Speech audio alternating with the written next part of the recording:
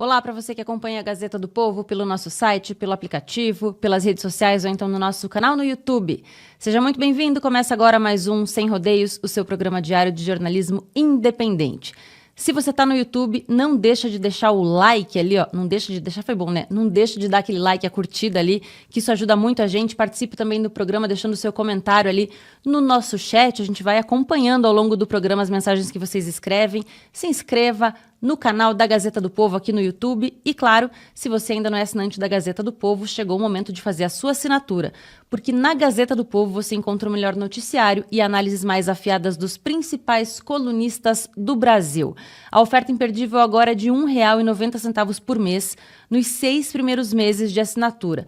Pagando essa pouquinho assim, ó, por mês, você vai ter acesso irrestrito a todos os conteúdos do nosso site. Então, não perca essa chance de ser assinante da Gazeta do Povo e contribuir para o nosso programa aqui também, né? Porque a gente só está no ar graças aos assinantes da Gazeta do Povo. Então, aproveita e acessa aí gazetadopovo.com.br/oferta. Tem o link para você clicar na descrição do vídeo aqui no YouTube e tem também QR Code na tela para você apontar a câmera do seu celular. Vou repetir a oferta, hein? R$ 1,90 por mês, gente, é muito pouco, então faz aí sua assinatura, vai.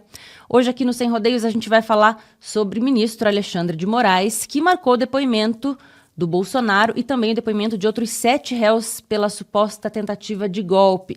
Carla Zambelli deixa o Brasil após ser condenada a 10 anos de prisão. E a STF condena a professora por crimes ligados ao 8 de janeiro, mas André Mendonça divergiu, hein? Tudo isso e muito mais ao vivo até as 3 da tarde. A gente bate esse papo e ouve a opinião dos comentaristas da Gazeta do Povo. Vamos começar então com Jorge Serrão. Bem-vindo, Serrão. Vamos falar aí sobre esse julgamento, né? Esse depoimento, na verdade, que está marcado para a próxima segunda-feira. Então, semana que vem a gente vai ter muito o que falar aqui no Sem Rodeios, mas vamos começar agora para saber a tua expectativa, Serrão, para esse depoimento.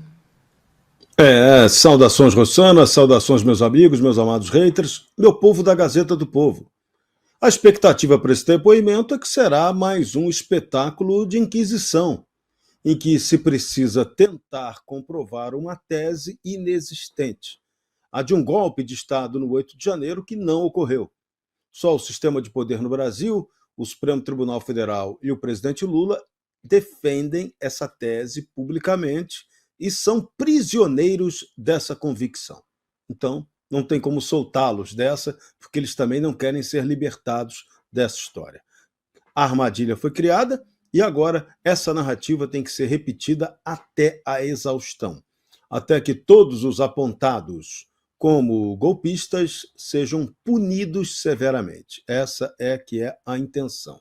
O problema até agora é que, para que haja uma punição concreta, você precisa ter prova objetiva que comprove tudo que está sendo acusado.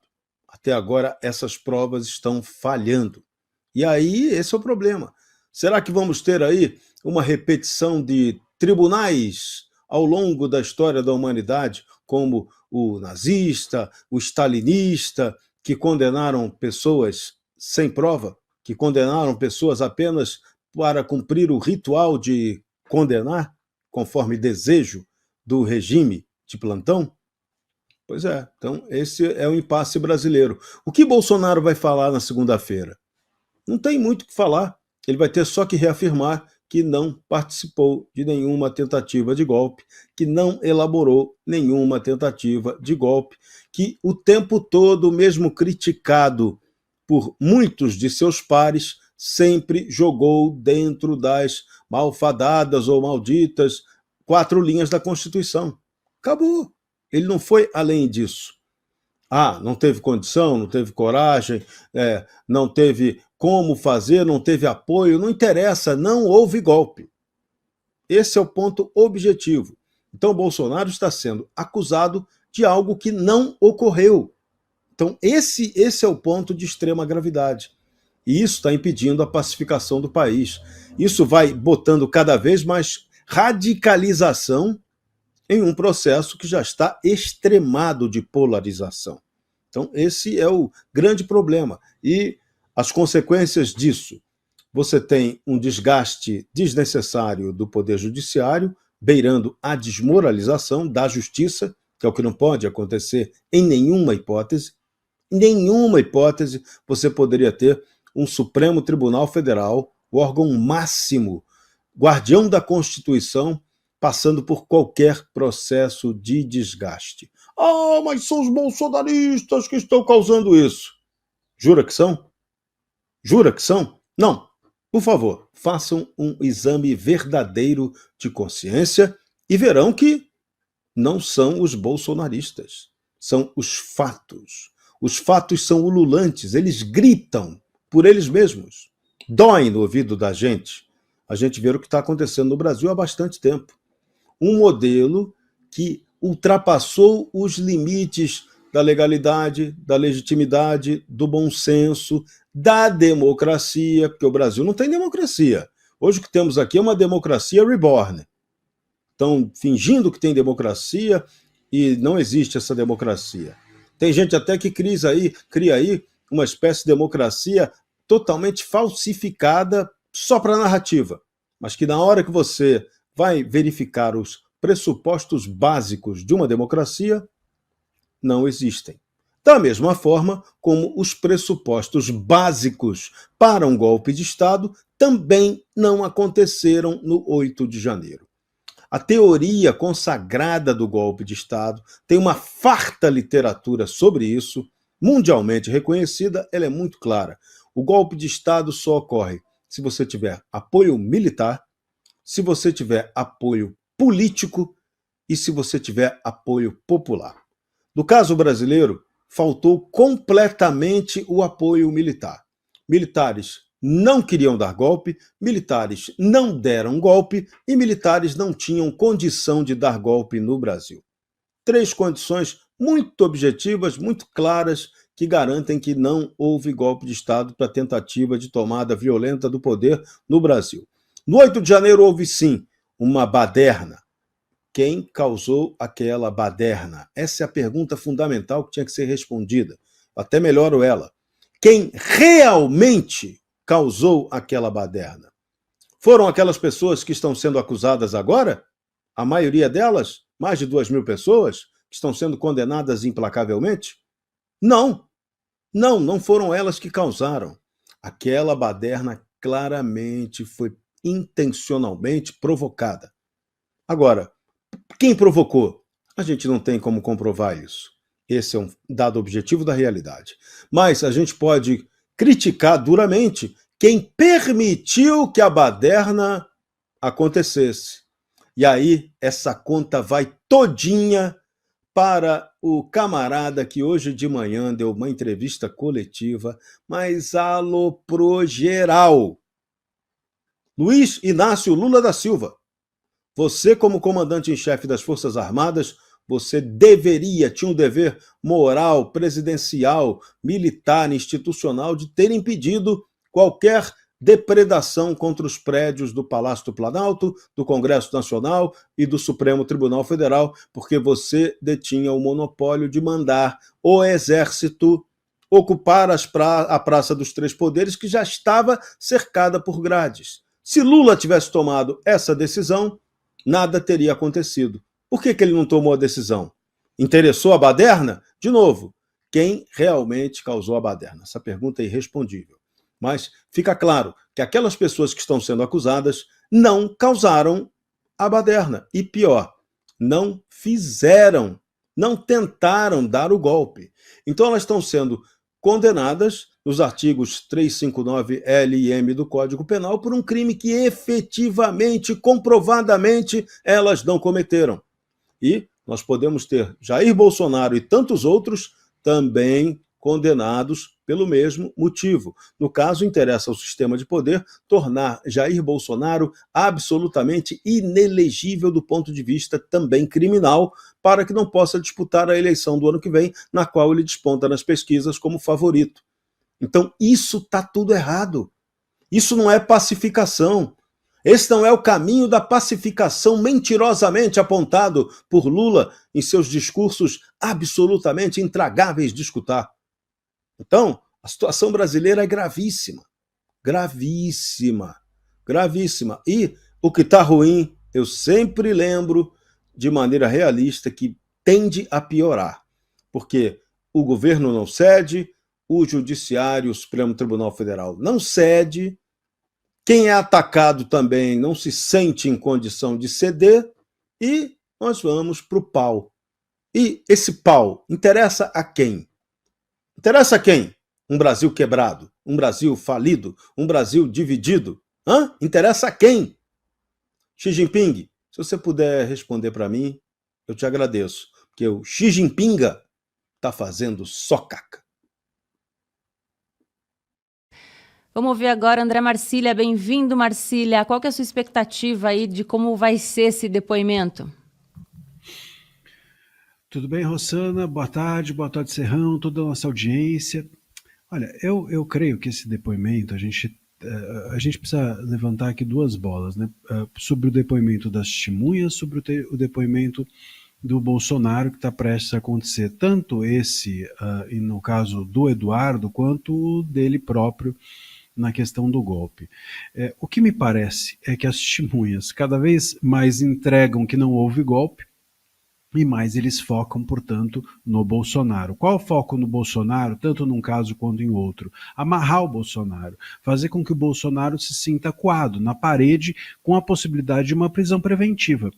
É isso, quando ele é acusado, por exemplo, de financiar o filho, supostamente por algo ilícito, não há nada de ilícito, mas é assim que o acusam, bom, a ideia é dizer, se você está financiando algo ilícito, você pode ser preso preventivamente. E mais, se você aqui, enfim, está tumultuando esse processo do golpe com esse financiamento, você também pode aqui ser preso em razão do processo do golpe para que não perturbe ou atrapalhe ou tumultue o processo, o andamento do processo. Portanto, a possibilidade de que o Bolsonaro seja preso preventivamente parece um trunfo, um coringa nas mãos das autoridades para fazer com que, eventualmente, o Bolsonaro recue ou que se tente algum tipo de negociação ou que se busque fazer com que ele, enfim, desista da vida pública. Me parece que é isso que está na mesa, porque o que eles querem é que o Bolsonaro saia do tabuleiro político, o bolsonarismo saia do tabuleiro político e o bolsonarismo se torne uma espécie de lugar carimbado como extremista e que fique num cantinho ali pouco influente, sem chance de ganhar uma eleição. É isso que as autoridades almejam, desejam para o bolsonarismo, que ele vire uma espécie de PSTU da direita, em que é classificado como uma visão extremista e que ninguém dá bola, que não tem chance de ganhar eleição nenhuma, sabe, um PCO da vida, coisas assim.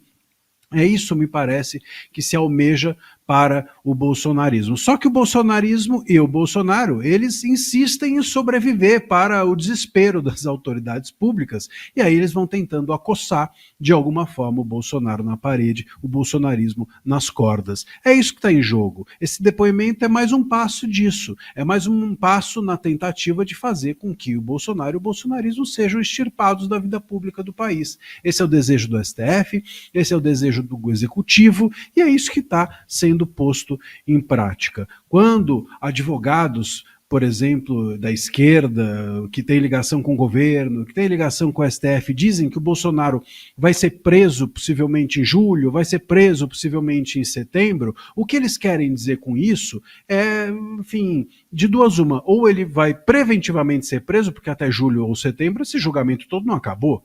Então, ou ele vai ser, ou que estão dando um recado de que ou ele vai ser preso, ou estão dando um recado com uma chave trocada, né? Mais ou menos dizendo, olha, você vai ser preso, então senta aqui e conversa, senta aqui e negocia, ou senta aqui e desiste da vida pública, porque é isso que as autoridades desejam para o bolsonarismo.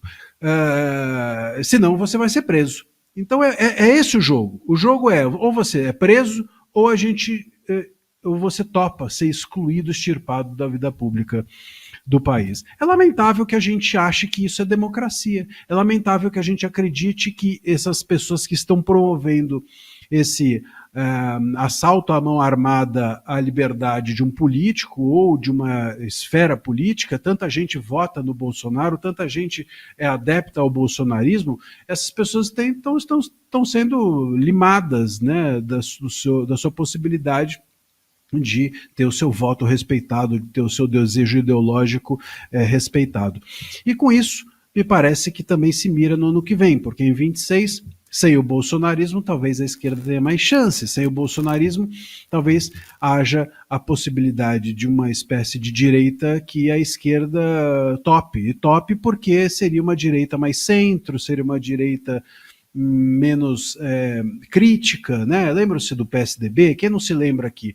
O PSDB nunca fez um enfrentamento real à esquerda e era tido como centro-direita. É alguma coisa mais ou menos nesse sentido que as autoridades desejam para o país. Isso é tudo menos democracia. E é isso que a gente está assistindo agora. Estamos assistindo a capítulos dessa novela que eu acabei de contar. Júlia Luci, seja bem-vinda. Hoje é terça-feira, mas temos você por aqui, né? E aí, Júlia, qual que é a tua expectativa? Vou fazer a mesma pergunta, né, que eu fiz para o Marcília e para o Serrão. Qual que é a tua expectativa aí com relação a esse depoimento do Bolsonaro? Boa tarde, Rossana. Bom te ver aqui na terça. Eu troquei, a Karina foi muito gentil comigo, a gente fez uma troca. Na sexta eu não estaria aqui. Boa tarde, André. Boa tarde, Serrão. Bom, eu estava, Rossana, escutando aqui uma parte do trecho do Brigadeiro. Saiu agora, deixou de ser sigiloso, né? O depoimento do Brigadeiro que estava depondo.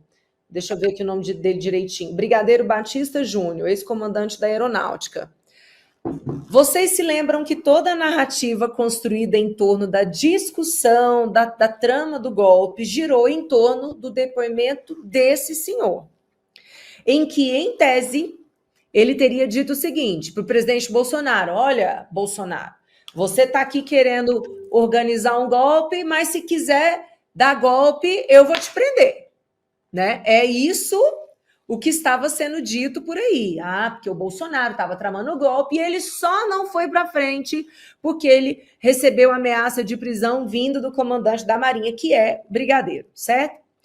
Aí agora, o Brigadeiro, no depoimento dele, vocês podem procurar aí na internet, que está sendo divulgado agora, disse que ali pelo dia 11, dia 12, já estavam acontecendo conversas para se avaliar a situação, se haveria caos social a partir do resultado das eleições, e que eles começaram a imaginar, foi o termo que ele usou, tá?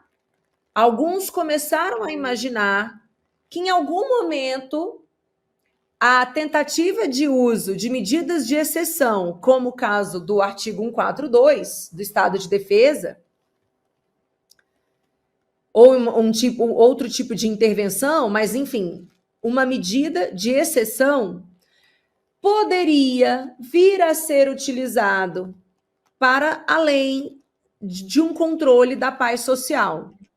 O termo que ele usou foi: a gente começou a imaginar que poderia ser utilizado para que não fosse apenas o controle da paz social. E aí, nesse caso, eu comentei, tô reproduzindo o que ele falou, tá? E aí eu comentei que se fosse essa a intenção, não poderia ir para frente. Então, gente, nem a história da ameaça de prisão é verdadeira. A gente já viu esse senhor falar que estava presente na reunião em que houve ali a apresentação da minuta do golpe. Aí, quando o indagado, mas o senhor leu? Não, não li. E aí ele chamou de minuta do golpe algo que ele não leu. É a mesma coisa de eu mostrar isso aqui para vocês. Tá aqui. Júlia, mas o que está escrito? Não sei, mas é um papel amarelo ameaçador. Olha, gente, sinceramente, é realmente ter certeza de que o brasileiro é muito burro. Não é duvidar da inteligência do brasileiro, é ter certeza de que o brasileiro não é burro, é muito burro. Porque não, a estratégia se mantém a mesma. Depois da pataquada do IOF da semana passada, que o governo teve que dar um recuo, agora o próprio Banco Central, na pessoa do presidente Galípolo, disse que não tem como utilizar o IOF para aumentar a arrecadação, porque o IOF é um instrumento regulatório, não é arrecadatório. Aí agora que o Fernando Haddad diz que vai apresentar um pacote reestruturante das contas públicas brasileiras, está um caos. Eu já sabia que alguma novidade do golpe ia aparecer no dia de hoje. Eu juro que eu sabia que alguma coisa ia aparecer. Olha o que aparece.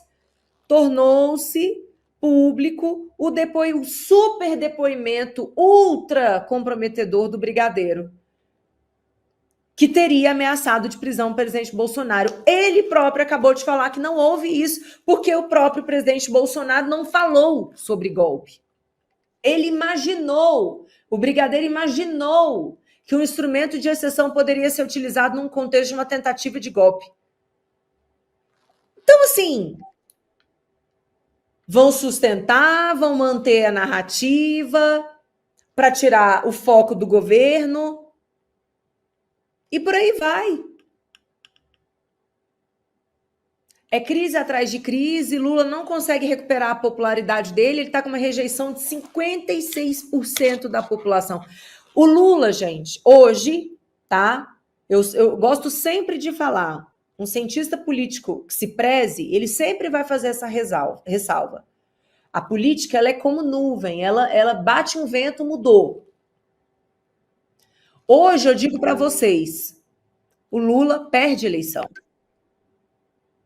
E não é só a Júlia Lucy que está fazendo essa análise, não. O mercado já precificou a derrota de Lula no ano que vem. A Bolsa já começou a reagir de uma forma diferente, porque já sabem, Lula perde. Hoje, o Lula perde. A declaração de Michel Temer, dizendo que está na hora de ser organizada uma direita, e uma direita que, inclusive, traz o bolsonarismo para dentro da direita, é o recado claríssimo de que o MDB não estará com Lula. Isso depois de, na semana não a passada, na outra, quem já falou que União Brasil não vai estar com Lula. Então, veio o União Brasil e falou, não estaremos com Lula ano que vem. Agora é uma mensagem cifrada de Michel Temer, sinalizando a posição do MDB. Quem é que vai ficar sustentando esse governo? Ninguém, nenhum partido, porque já se precificou a derrota. E já tendo se precificado a derrota, qual é o único assunto que tem o condão de preencher os noticiários de uma maneira contra Bolsonaro e pró-Lula, como sendo Lula defensor da democracia? É a suposta tentativa de golpe. Então, o que eu espero desse depoimento do presidente Bolsonaro, eu acho que ele vai trazer a realidade dos fatos, eu acho que ele agora tem acesso ao depoimento de outras pessoas, ele agora sim, ele tem acesso a mais informações, ele consegue promover um encaixe do quebra-cabeça, mas não houve discussão sobre golpe, não houve tentativa de golpe, não houve golpe, não tem muito mais o que o presidente Bolsonaro falar.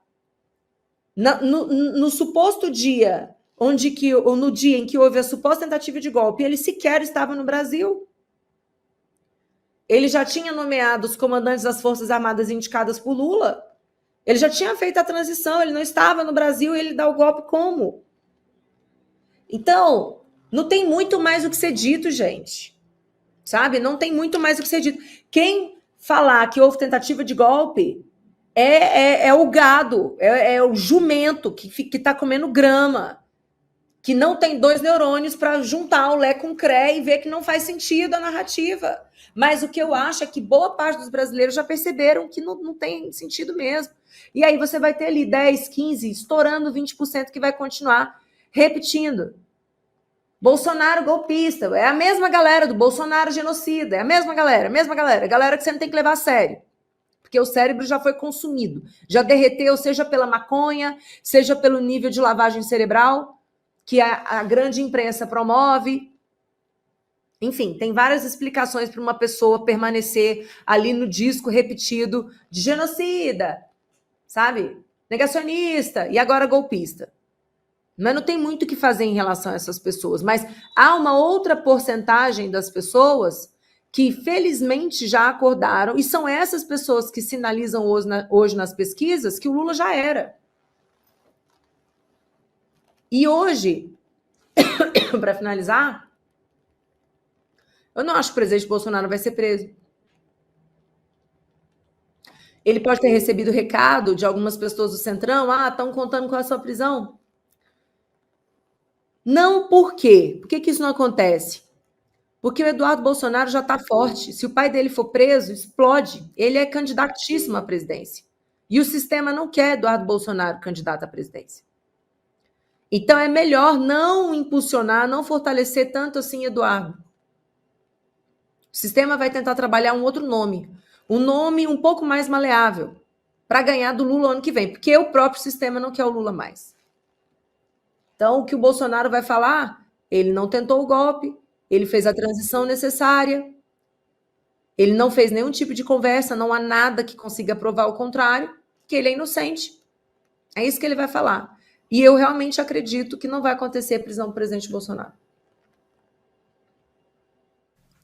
Bem diferente do Braga Neto, né, Serrão? Porque a gente tinha comentado na semana passada que o Alexandre de Moraes pediu para a PGR se manifestar e a Procuradoria-Geral da República defendeu a manutenção da prisão do general, né? Sim, por quê? A tese é: Braga Neto foi o grande operador desse golpe que tem Bolsonaro como o principal chefe da organização criminosa. A tese é essa. De novo, uma tese absolutamente falsa. Falsa. Não houve tentativa de golpe de Estado para a tomada do poder. Por que a Procuradoria tem tanta bronca do Braga Neto? Não sei. Não sei. Juro que eu não sei. Juro que eu não sei. Será que fizeram aí escutas ou levantaram informações que ninguém sabe? E aí não, isso aí tem que tratar isso com muita seriedade, né? Alguém falou algum impropério em algum churrasco, em alguma festinha de militares, em algum ambiente que estava sendo monitorado, e aí isso gerou uma raiva entre pessoas que querem perseguir o Braga Neto, porque não tem razão para o que estão fazendo com ele. Em primeiro lugar, é um general que sempre pautou sua vida pública pela correção. Foi um brilhante interventor na segurança pública do Rio de Janeiro. Fez o melhor trabalho possível. Ele e o general Richa, os dois fizeram ali um trabalho perfeito. O que foi possível fazer. Diria até que eles foram além do que dava para fazer naquelas condições, dentro da nossa normatividade legal, que acaba sendo condescendente com a bandidagem. Então tá, esse é um ponto. Agora, o que chama a atenção é que tem um negócio que me incomoda demais. 3 desses perseguidos nessa história de tentativa de golpe de Estado, pelo menos 3, Braga Neto, Silvinei Vasquez e o Anderson Torres, foram aqueles que se notabilizaram por combater o narconegócio. Que coincidência! Daí, esses 3 que se notabilizaram por combater o narconegócio, depois acabam acusados de tentativa de golpe de Estado para a tomada do poder, para puxar cadeia, como está agora o general Braga Neto. Está puxando cadeia. É num quartel, mas é cadeia. Para um general 4 estrelas, é uma vergonha absoluta. Para o Exército Brasileiro, é a vergonha total. O Exército todo deveria ganhar a Ordem do Mérito Melancia, porque está aceitando essa situação. Mas o Exército tinha que se rebelar. O Exército não podia aceitar isso. Não estou dizendo que ele tinha que se rebelar. Estou dizendo que ele não podia aceitar essa situação. Ponto. Então, se está aceitando, tem que ganhar a Ordem do Mérito Melancia. Alguém pode aí criar essa medalha e dar de presente, porque são os bananas. Mas o Exército não quis dar golpe. Eu vou repetir 1000 vezes o que eu já disse, já deu milhões de visualizações. Eu falo isso desde o tempo da Jovem Pan. Militar não é para dar golpe, militar não tem que dar golpe, e militar não queria dar golpe. Então não aconteceu golpe porque não havia a menor condição de ter golpe militar. E golpe só acontece se o militar participar do golpe. Não houve participação militar no golpe. Não houve planejamento para esse golpe. Por que o Braga Neto está pagando por tudo isso? Está pagando por tudo isso porque ele foi o cara que atuou na intervenção contra o narconegócio no Rio de Janeiro. Isso é um ponto que pode botar na conta que é isso que está pesando muito. Outro aspecto, ele foi vice na chapa do Jair Bolsonaro. E Braga Neto visitou demais os acampamentos que estavam ali na porta dos quartéis fazendo reivindicações aos militares. Então é isso que eles criam como associação ao Braga Neto para tentar construir a narrativa de que ele planejou um golpe e que liderou esse golpe e que é um elemento tão periculoso que pode atrapalhar as investigações sobre o tal processo do golpe. Por isso ele tem que ficar preso no quartel, né? Só falta cantar, procuradoria cantar aquela musiquinha para ele, de criança, né? Marcha, soldado, cabeça de papel, se não marchar direito, vai preso pro quartel. Só faltou cantar isso para ele, para acabar de dar a desmoralização completa do militar. Porque é uma desonra absoluta alguém que não é criminoso ficar preso, né? Alguém que está sendo acusado de um crime que não cometeu, que é atentar contra as instituições democráticas. Que, aliás, se a gente pegar uma lupa aqui para procurar as instituições democráticas, no Brasil, acho que você não vai achar, não. Elas estão funcionando mal. Aqui é democracia reborn. Então, o Braga Neto está sendo vítima de perseguição política. No momento atual brasileiro, não tem o que fazer.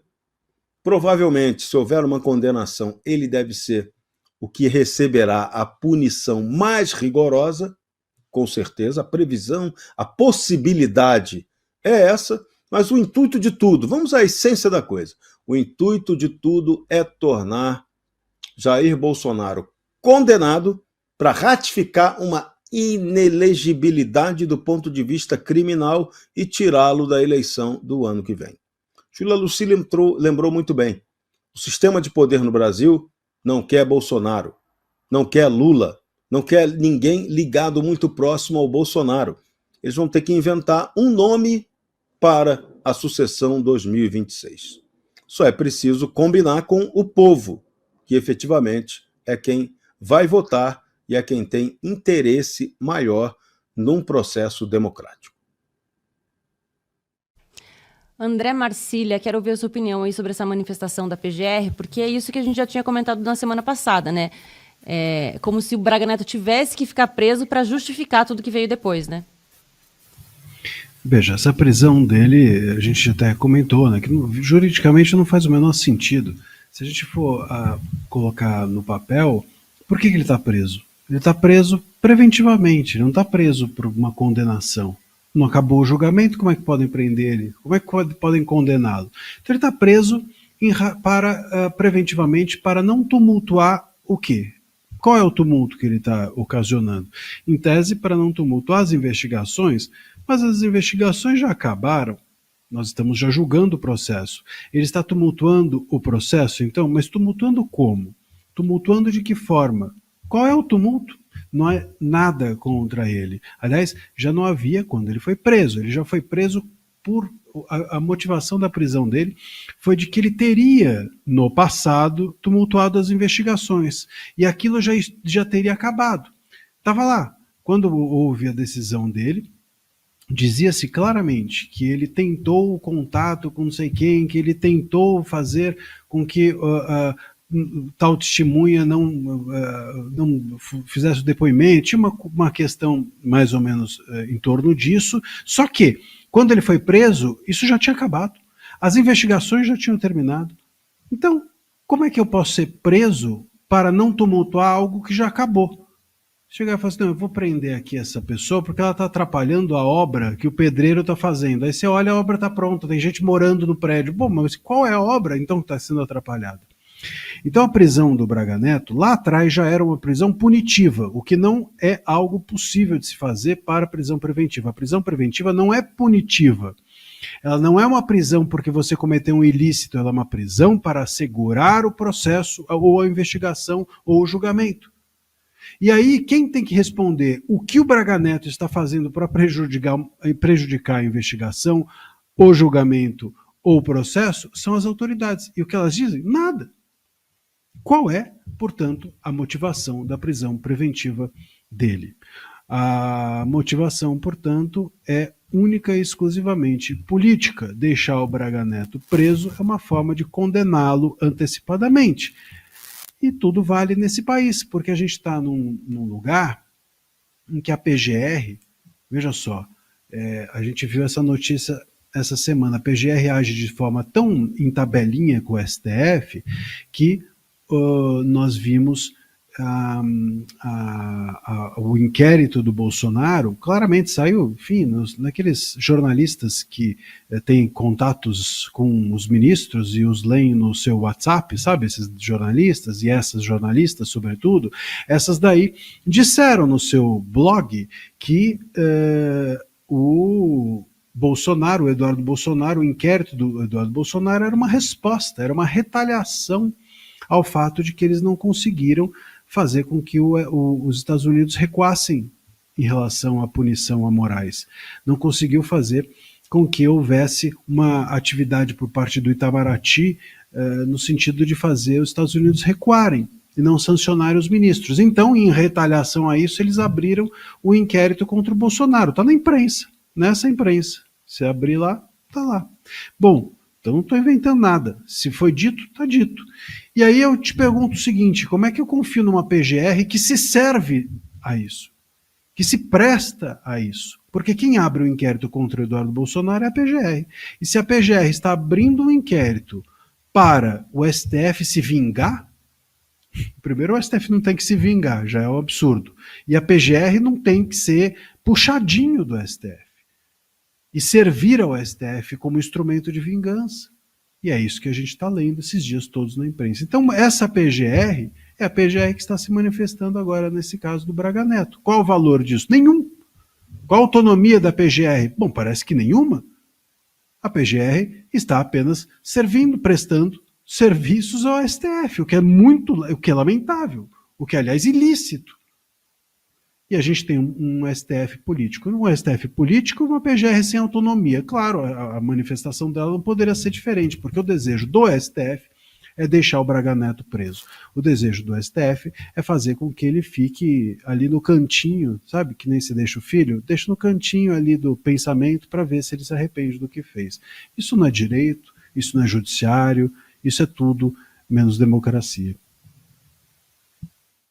Júlia, quero a sua opinião aí sobre exatamente isso que o Marcília falou, né? Quer dizer que pode ser tudo o que está acontecendo, mas que não aconteceria em uma democracia, né?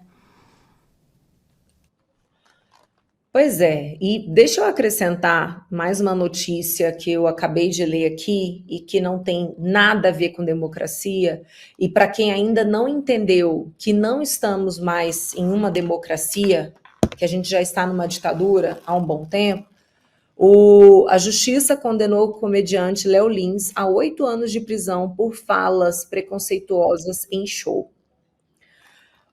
8 anos de prisão. Fora a multa que ele vai ter que pagar, se eu não me engano, aqui de 1.500 salários mínimos, enfim. Uma multa que é bem grande também. Eu ainda estou lendo a notícia.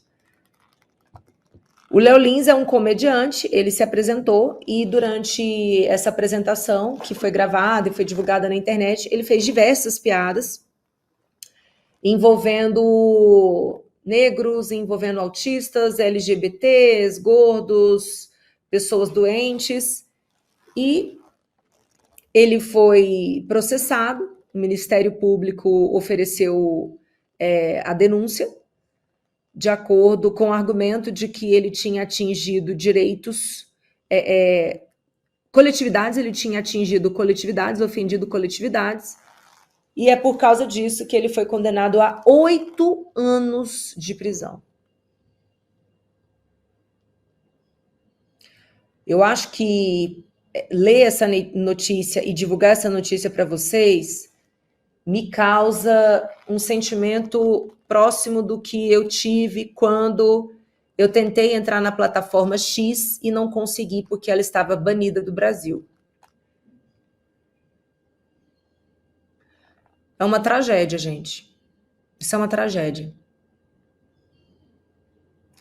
É uma tragédia porque nenhum país, nenhuma sociedade, nenhuma civilização conseguiu evoluir sem que tivesse havido muita liberdade de expressão. Porque é na liberdade de expressão que você consegue trazer os pensamentos e fazer piada. A piada, o humor, ele é arte. E não tem como você querer restringir a arte. E aí eu digo isso sempre. Inclusive quando grupos esquerdistas fazem piada de mau gosto, mas fazem piada de mau gosto com a minha religião. Mas vocês nunca vão me ver defender, castrar arte. Mesmo que me ofenda. Mesmo que seja de mau gosto para mim, obviamente eu decida não consumir. Mas eu não vou defender castrar. Essa condenação desse humorista é mais um selo do momento horrível que a gente atravessa como país. Quem é que vai querer fazer piada hoje no Brasil? Quem é que vai se arriscar a criar um roteiro mais ácido? Não vai. Essa é a atitude imediata. Você desestimula, você convence as pessoas a abandonarem uma série de projetos. Esse é o primeiro ponto. O segundo ponto é que, como não há mais produto para este gosto que consome isso, das duas uma, ou as pessoas que querem consumir esse tipo de piada vão buscar lá fora, então os artistas brasileiros vão morrer com isso, os de fora vão ter ainda mais público, ou então essa demanda fica reprimida e com o passar do tempo, como você não pode expressar, você não pode verbalizar, você não pode pensar, você não pode criticar, você não pode zoar, a cognição humana, ela começa a ser comprometida, porque você coloca tanto medo, nossa, mas será que eu posso pensar isso? Eu não posso falar, mas eu posso pensar?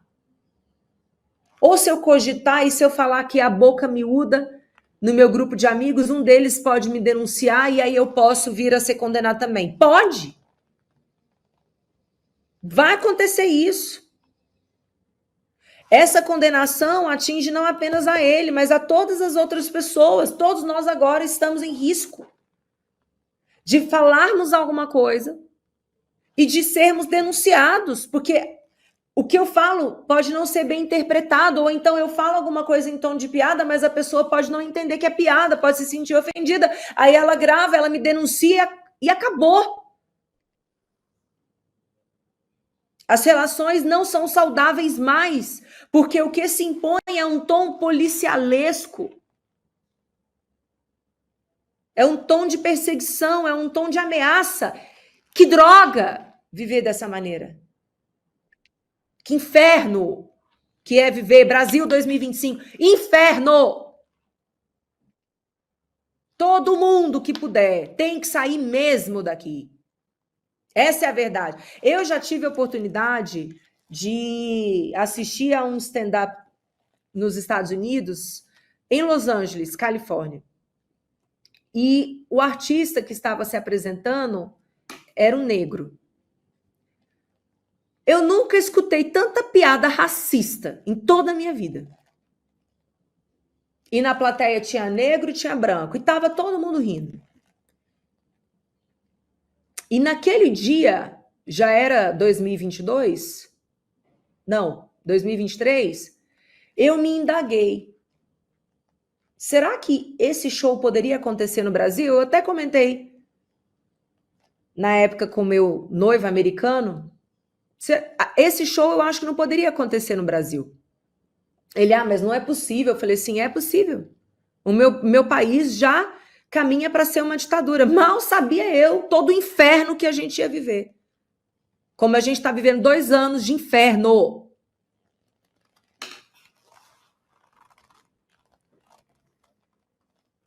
Gente,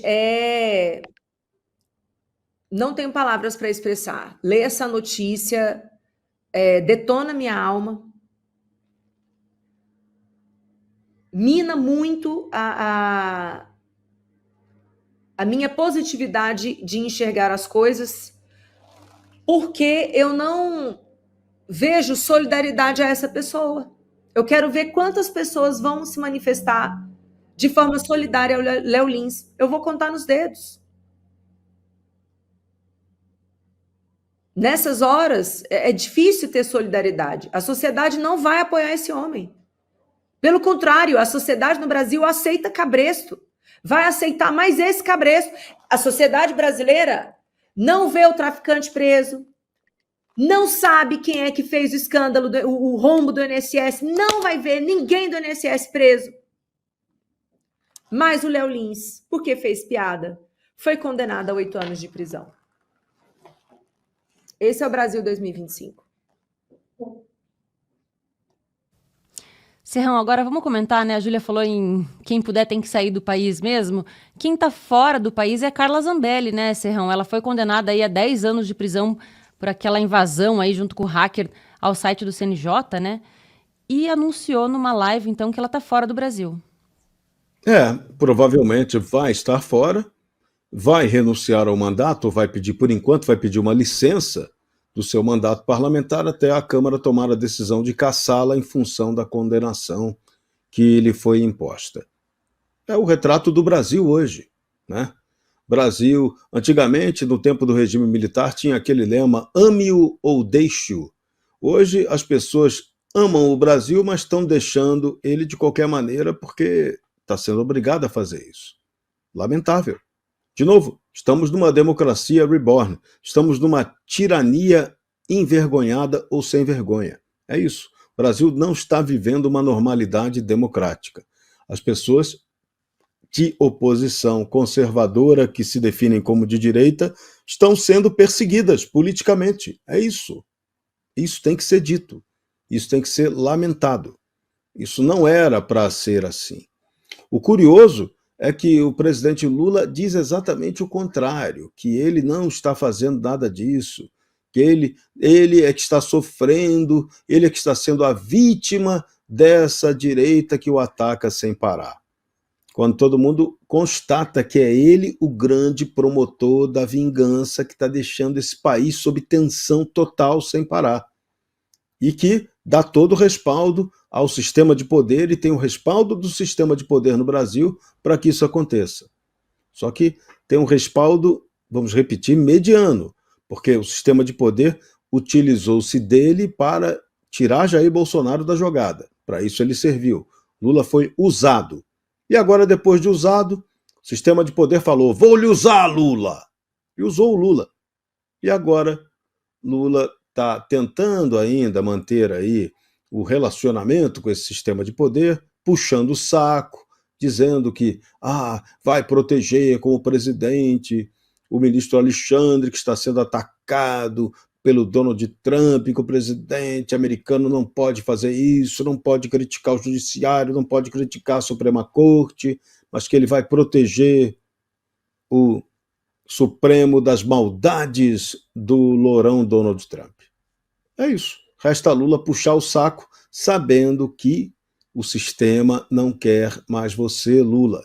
Você é uma peça descartável para esse sistema. Seu governo, ou melhor, seu desgoverno, ele nem conseguiu começar, porque você não conseguiu começar a trabalhar ainda. E só repete mentira. Hoje, a entrevista coletiva que Lula deu hoje foi um espetáculo dantesco de histórias que só cabem na cabeça dele. Ah, que a economia nunca cresceu como agora, que está tudo ótimo do ponto de vista econômico. O pessoal do PT que critica o Tachad está vendo lá que está tudo ótimo, está tudo maravilhoso, né? É o Lulinha no País das Maravilhas. Está lá recitando uma mentira por cada declaração, uma falsidade total da informação e da verdade a cada discurso. A coletiva de hoje, Lula voltou a ser o Lula de sempre. Agressivo, arrogante, mentiroso. O que falta mais, Lula? Não falta mais nada. Você está sendo o Lula de sempre. O Lula autêntico. O Lula mais envelhecido. O Lula que agora reclama. Ele não sabe se vai na reunião do G20 porque a viagem demora muito e vai chegar lá, ele vai falar só 4 minutos ou 5 minutos. Ele vai avaliar com seus assessores se vale a pena ou não. Na verdade, você está com medo de encontrar o Lourão, né?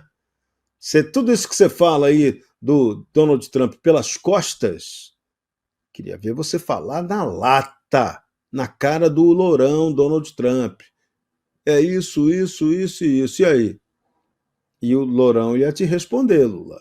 Será que você está preparado para isso? Não, né? Aí você ia dizer que você foi agredido por aquele homem grande, né, que não respeitou alguém como você, um baixinho pobre do terceiro mundo, né? Meu Deus do céu. Então o Brasil está reduzido a essa piada que está sendo o presidente Lula, só que é uma piada de extremo mau gosto, uma piada que não tem graça nenhuma, uma piada que, de repente, é preciso até tomar cuidado se ele não vai ser punido daqui a pouco porque está fazendo péssimo humor. Porque Lula está abusando da realidade. É um presidente da República sem a menor condição de estar ali onde está, no cargo.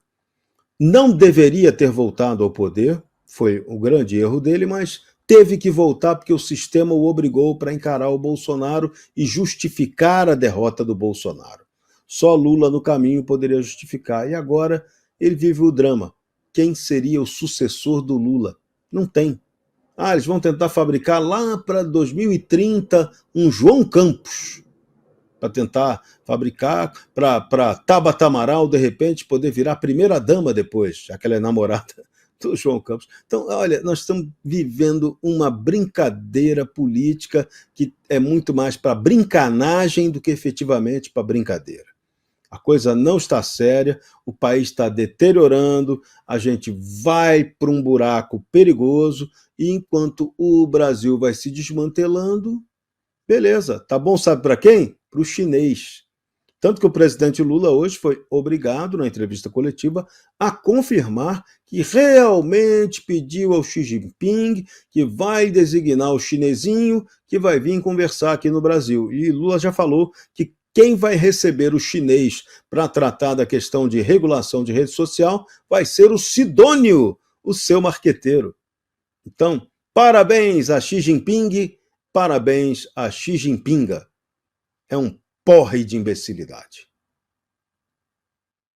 André Marcília, quero saber a sua opinião aí, como advogado até, né, dessa estratégia da Carla Zambelli de estar fora do país depois de uma condenação como essa. Olha, ela não está dizendo que saiu por conta da censura no país, mas não podemos também aqui ser ingênuos, e eu encaro isso como um possível segundo exílio de parlamentar no Brasil. O primeiro foi o Eduardo Bolsonaro, agora a Carla Zambelli. Não tem como a gente desconsiderar que a Carla Zambelli recebeu as punições do STF exatamente após ela ter se pré-candidatado ao Senado. Coincidência? Difícil, né? Pensar assim. Também difícil acreditar que aquilo que ela fez ou teria feito mereceria a pena que ela recebeu. Também difícil acreditar que a perda do mandato que foi determinada pelo STF tem algo de jurídico. Então a gente está diante da percepção, eu acho, dela. Ela já disse que ela recearia a prisão e etc. E a gente está diante aqui, então, de alguém que, sabendo de como as coisas estão no Brasil e vendo até mesmo a possibilidade do Eduardo Bolsonaro estar sendo mais ativo fora do país do que aqui dentro, resolve sair do país. Isso a gente vai ficando triste, porque nós temos jornalistas exilados, nós temos podcasters exilados, nós temos agora parlamentares também exilados. Onde a gente vai parar com isso? Onde a gente vai? E como nós, que somos do povo, vamos ficar se tivermos aqui os nossos representantes tendo que ir embora? Como que eles vão nos representar? Ou como podemos pensar que são nossos representantes se estiverem fora? E não estão fora porque querem, estão fora para não ser presos. Como é possível lidar com isso? Aí alguém fala, não, mas ela também fez isso ou fez aquilo, ou ela também... Veja, a gente está falando aqui de parlamentares que estão perdendo reiteradamente, parlamentares de direita, parlamentares liberais, que estão reiteradamente perdendo seu mandato, sendo impedidos de disputar eleições, por propagar supostamente fake news, por falar de urna, por falar disso, daquilo. Então, saindo um pouco do caso Zambelli, que tem as suas especificidades, e eu reconheço, e se aquilo de que acusam a ela foi realmente feito, é grave e tem de ser punido, mas ela já tinha sido, vamos nos lembrar, punida pela Justiça Eleitoral em razão de falar de urnas, das urnas aí de uma cidade do interior, dar a sua opinião sobre as urnas. Então, é muito difícil. Eles vão por qualquer caminho. Se ela não tivesse feito aquilo, iam ali. Se ela fez aqui, vão lá. E aí ela se pré-candidata ao Senado e a gente vê o Lula dizendo que não pode deixar a direita chegar ao Senado. Aí a gente vê o STF dizendo que quer se meter para que os senadores não sejam bolsonaristas. Bom, a gente vai juntando todos esses fatores, vai juntando todos esses pedaços de imagens e vai concluindo que, enfim, talvez ela tenha realmente achado que era hora de ir embora. Se os nossos representantes vão embora, se os nossos jornalistas vão embora, a gente vai ficar aqui fazendo o quê? Não é? O povo. Se quem reporta para nós as coisas do Brasil tiver que ir embora, se quem representa institucionalmente o povo tiver que ir embora, bom, o que o povo vai fazer? Então eu vejo com muita tristeza isso. Vejo com muita tristeza essa situação chegar nesse ponto no Brasil. Como disse a Júlia Lucy, o Serrão, a gente tem ainda essas notícias secundárias, paralelas, né, que chegam, de que um humorista como o Léo Lins é condenado a 8 anos de prisão em regime fechado por fazer piada contra minorias. Sendo que humor é arte é ficção, e ficção não é possível de ser tratado como crime contra nada, contra a honra.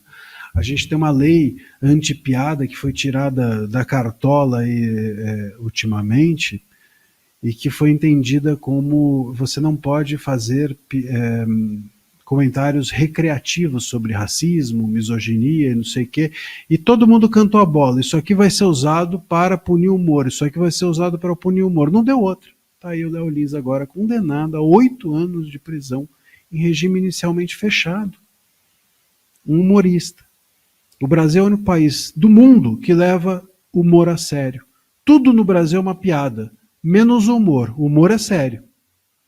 Então, como é que a gente pode tocar a vida dessa forma? Se nós formos pensar o nosso Código Penal, nos crimes contra a honra, ele é bastante claro ao dizer que o dolo ou a intenção é que devem determinar a punição da fala, do discurso de alguém. Então, se você fala alguma coisa e tem a intenção de ofender ou de rebaixar o outro, você pode ser punido. Se você fala alguma coisa, mas você não tem a intenção de rebaixar ou de ofender, você não pode ser punido, mesmo que o outro tenha se sentido ofendido. porque o outro não pode ser a métrica da liberdade sua. Se eu falo que a parede azul é bonita e você acha que isso é ofensivo, eu não posso falar que a parede azul é bonita mais. E aí você limita a minha liberdade com a sua sensibilidade. Isso está errado. O nosso Código Penal, por isso, exige o dolo, a intenção de quem fala. E nós jogamos isso fora com essa lei antipiada. Nós jogamos isso fora com esses juízes que nessa sentença, eu estava lendo do Léo Lins, eu li a sentença, analisei o caso, e diz lá claramente a juíza que a dignidade da pessoa não tem de ser maior do que a liberdade de expressão. Está errado, excelência. Está muito errada a sua visão sobre liberdade de expressão. A liberdade de expressão é um direito coletivo e, portanto, maior do que a suscetibilidade, a sensibilidade individual e subjetiva e abstrata de alguém.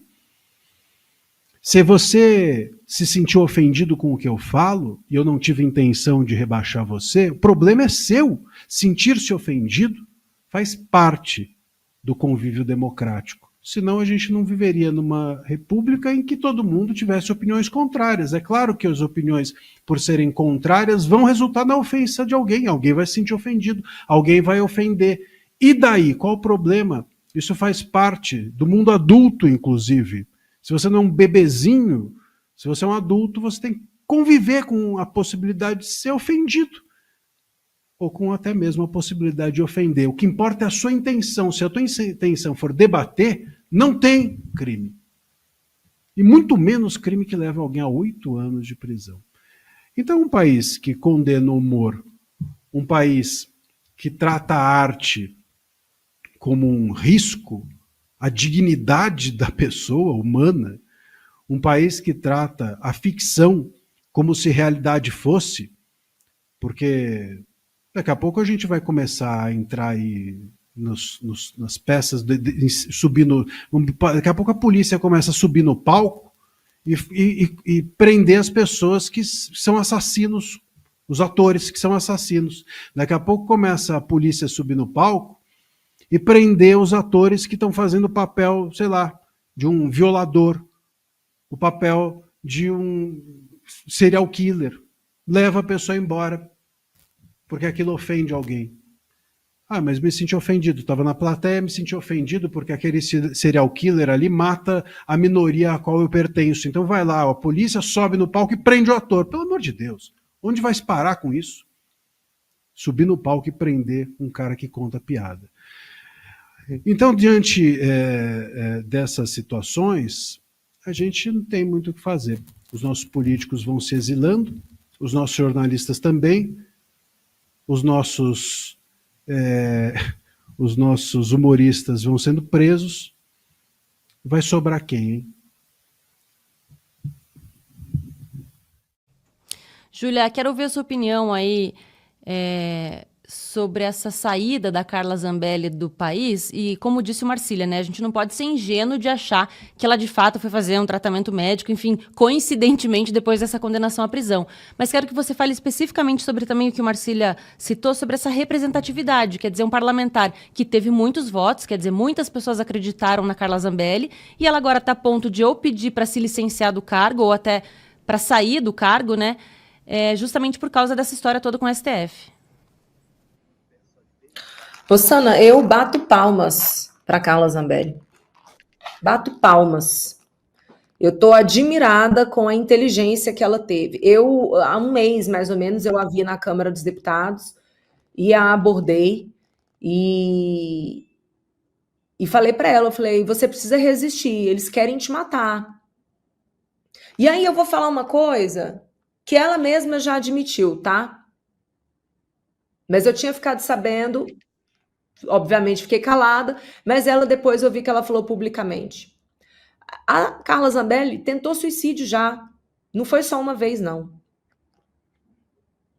Imaginem o tamanho da pressão que essa mulher está tendo desde 2022.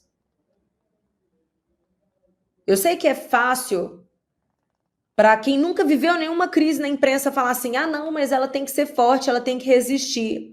Tá. Se enfrentar uma crise na imprensa, você já quer sumir.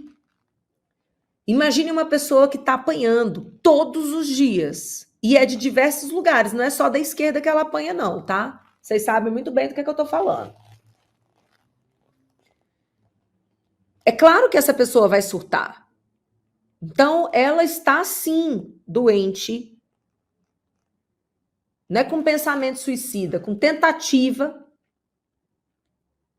E ela precisa se tratar. Ponto. Agora, quem aqui se colocaria diante de uma situação em que você não vê razoabilidade mais nos julgamentos? Ah, não, então tem que ficar no Brasil, tem que ser condenado, tem que ir para a prisão. Tem? Olha o que aconteceu com o Clesão. As pessoas morrem nas cadeias, nas prisões, nos presídios. Elas morrem. Tem várias maneiras de uma pessoa chegar no óbito estando presa. É uma comida que ela comeu, que intoxicou, é um remédio que foi dado fora da quantidade ideal, é um enforcamento que a pessoa teve uma briga ali na hora, é uma queda que ela... Nossa, morrer na prisão, gente, Então, ela teve uma atitude de sobrevivência, um ato de sobrevivência. E eu não a condeno por isso. Assim como eu também não a condeno por vir a se licenciar do seu mandato. Na minha opinião, ela não está atraindo seus eleitores. Quem votou na Carla Zambelli, assim como quem votou no deputado Eduardo Bolsonaro, está acompanhando o estado de exceção que vivemos hoje no Brasil. E uma voz no exterior, mas uma voz que ainda pode falar, porque aqui os efeitos imediatos é ter a rede social suspensa, é não poder se comunicar, às vezes, nem com o próprio advogado. A gente já viu isso acontecer. Então, do que adianta um parlamentar eleito para parlar que não pode parlar? Nada. Então, lá fora, ela exerce poder político também. Não o conferido pelo mandato, mas o legitimado pelo povo. Então, por buscar a sua sobrevivência, por não se submeter a um sistema injusto e por continuar podendo falar, ela fez certo. Eu não sei se a atitude dela agora vai se licenciar do cargo, vai pedir, vai abandonar o cargo. Se isso acontecer, o suplente dela assume, a vaga é do PL. E o sistema brasileiro é assim mesmo, já foi definido para ser assim. A vaga não é do parlamentar, é do partido. Então o PL não perde a vaga, outra pessoa do PL assume. Então tá tudo certo, a vida aqui vai continuar. Agora ela teve, na minha opinião, foi brilhante a saída dela. Ela teve talvez a única alternativa possível de se manter viva e de futuramente buscar um julgamento justo. Porque agora essas duas questões estão absolutamente comprometidas. Tem que ser muito cego para não enxergar isso. Agora, Serrão, vamos voltar a falar do STF, mas dessa vez sobre o 8 de janeiro, né? Porque também por maioria foi condenada a professora de educação infantil Eliane Oelck, né, moradora de Sinop, pelos crimes de associação criminosa e incitação à animosidade das Forças Armadas contra os poderes da República. Mais um julgamento também em plenário virtual, né, de uma pessoa envolvida aí nos atos do 8 de janeiro.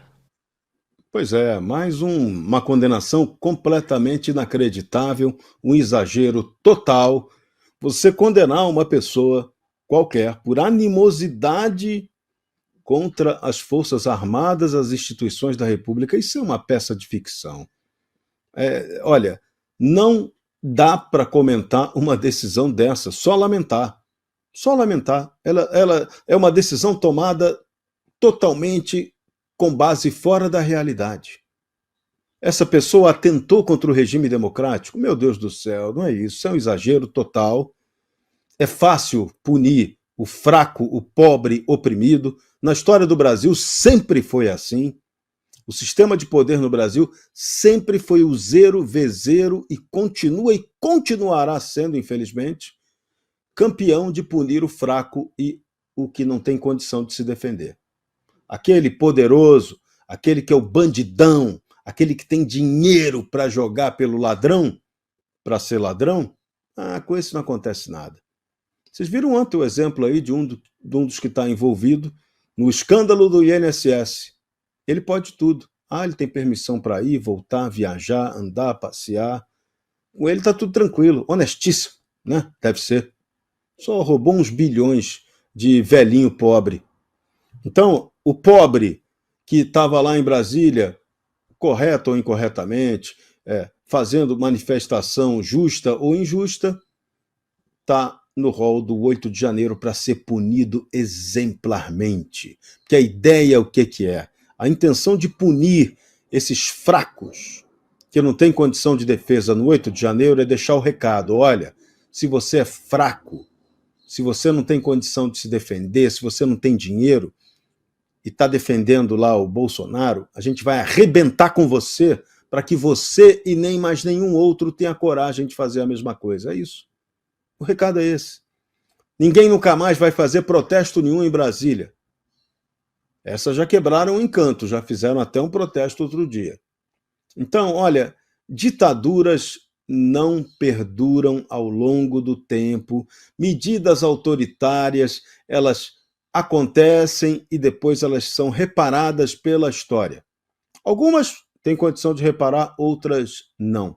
Mas a história sempre acaba fazendo a revisão dos absurdos. A história é cíclica, é a sístole e a diástole, como nos bem ensinou o general Golbery Couto e Silva.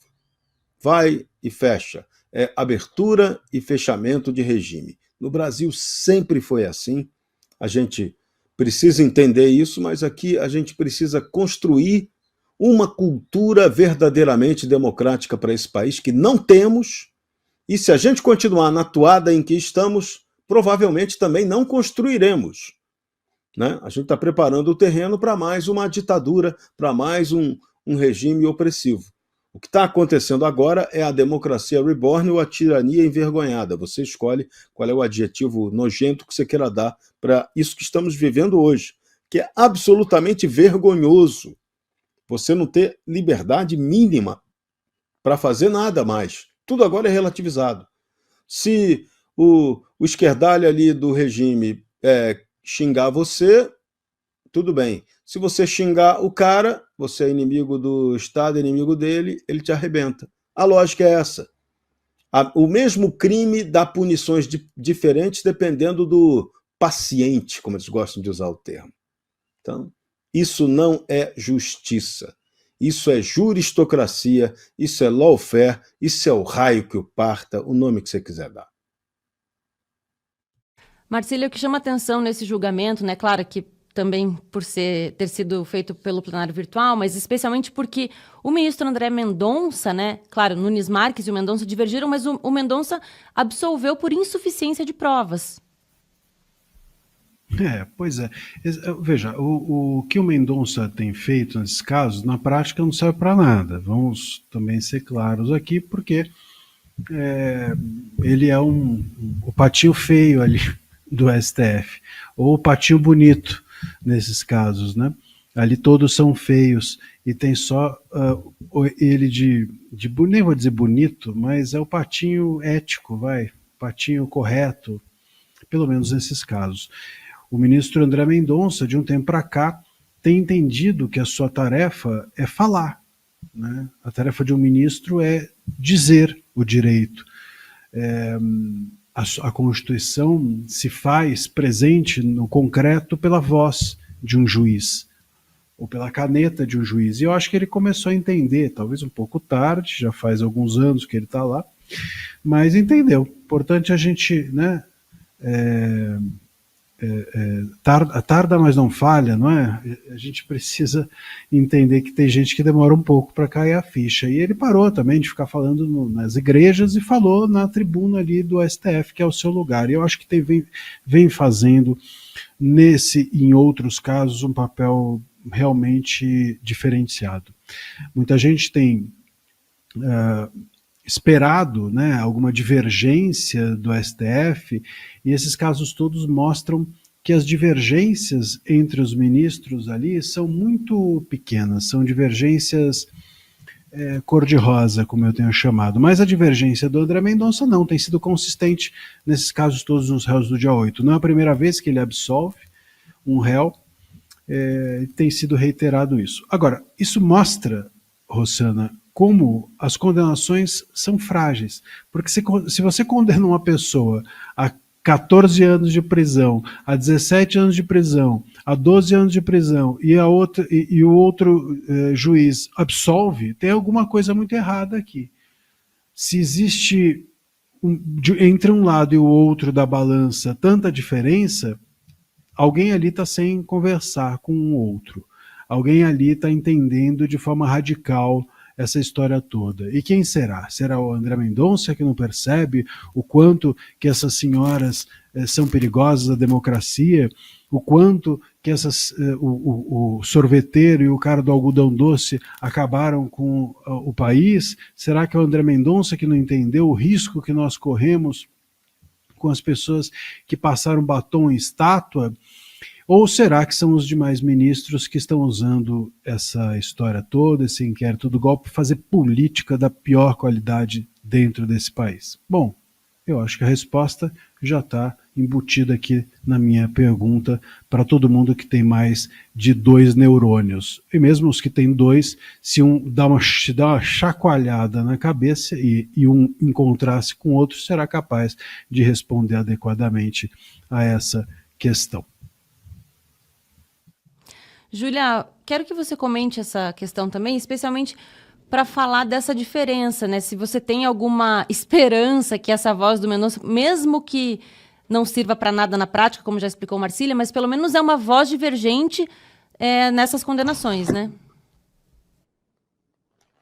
Sim, eu acho que ele coloca um ponto ali, né? É um ponto que a história, em algum momento, vai reconhecer.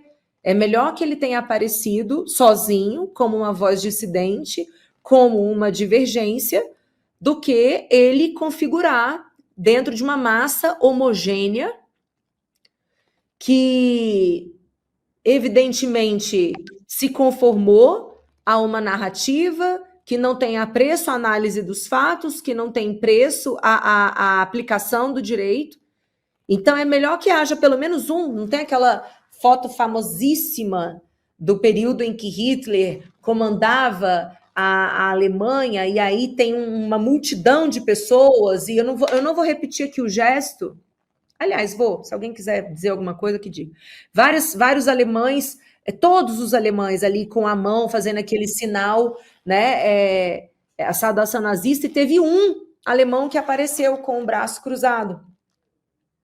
Esse homem foi muito corajoso. Ele foi muito corajoso porque ele se colocou numa oposição pública. E ele poderia ter sido denunciado, inclusive é comum em regimes ditatoriais, em regimes de fundamento comunista, como é o nazismo, como é o fascismo, que se provoque essa situação, esse sentimento de uma pessoa denunciar a outra.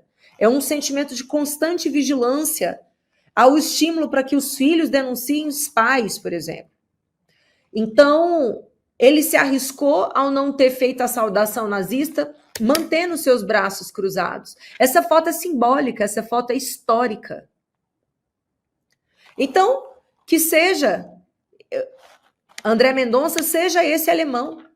Ele não conseguiu, esse alemão de braço cruzado, não conseguiu reverter o quadro de nazismo, mas ele sinalizou que ele não concordava com aquilo, que ele tinha consciência do absurdo que era aquilo. E a história hoje faz justiça a esse único alemão. Ele recebe, gente, uma pressão gigantesca por fazer esses movimentos. Com certeza, não é fácil você ser uma voz dissonante dessa massa homogênea, como eu falei. Mas é melhor que assim ele permaneça, para que, perante a consciência dele e perante a justiça que a história faz, ele não seja confundido com os demais. Bom, é isso então, né? A gente tem aí uma promoção imperdível para você se tornar assinante da Gazeta do Povo. Você vai pagar só R$ 1,90 por mês durante 6 meses se você fizer sua assinatura agora. O site é gazetadopovo.com.br/oferta. Tem link para você clicar na descrição do vídeo aqui no YouTube. Tem QR Code na tela para você apontar a câmera do seu celular.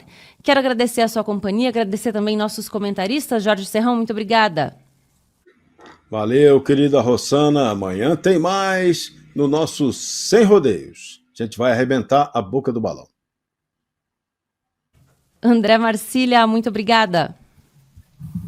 Obrigado, Rossana. Abraço a todos os nossos queridos amigos aqui da bancada, Serrão, Luci, toda a audiência. E boa tarde a vocês, a quem puder, boa tarde. Júlia, Luci, acho que essa semana não nos vemos mais, né? Então até semana que vem. Até semana que vem, Rossana, só para compartilhar uma notícia ultra quentinha, o MC Posé acabou de ser solto, tá? Ele foi solto. Interessante, né? A apologia ao crime, que é tipificado, é um tipo penal tipificado, que é o que esse rapaz faz. A denúncia dele envolve outras coisas, mas eu vou falar sobre incitação ao crime, que é o que ele faz. Ele já está solto. Agora o Léo Lins, que fez piada, condenado a 8 anos de prisão. Rosana, eu quero convidar as pessoas que ainda não me seguem para irem no meu perfil do Instagram, @julialucidf. Lá eu faço outros comentários também, a maior parte deles baseados nas matérias aqui da Gazeta, que é simplesmente o melhor jornal, é o melhor lugar para as pessoas se manterem antenadas. E pedir para a nossa querida audiência me seguir e compartilhar esse link do programa com os amigos, com os familiares, para que mais pessoas entendam a gravidade do que está acontecendo, porque vocês podem ter certeza que a cobertura dessa sentença do Léo Lins vai ser comemorada na grande imprensa. E muita gente vai receber esse tipo de mensagem. Então, para que seja feito as pessoas tenham acesso a uma mensagem lúcida, por favor, compartilhe o link desse programa e sejam presentes nos próximos. Muito obrigada. É isso então, gente. Quero agradecer vocês e avisar que ninguém sai daí, tá? Porque já vem o Entre Linhas com a Mariana Braga e hoje tem Oswaldo Eustáquio. Então, fica aqui nesse link que já vem o Entre Linhas. Amanhã tem mais Sem Rodeios ao vivo a partir da 1h30 da tarde. Tchau!